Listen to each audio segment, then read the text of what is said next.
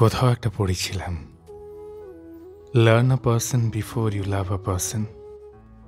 কোনো মানুষকে ভালোবাসার আগে তার ভালোবাসাগুলো আত্মসাৎ করতে হয়, তার খারাপ লাগাগুলো চিনে ফেলতে হয় গভীরভাবে। আমাদের জানতে হয় ঠিক কোন মুহূর্তে তার হাতে আঙুলগুলো শক্ত করে ধরা উচিত।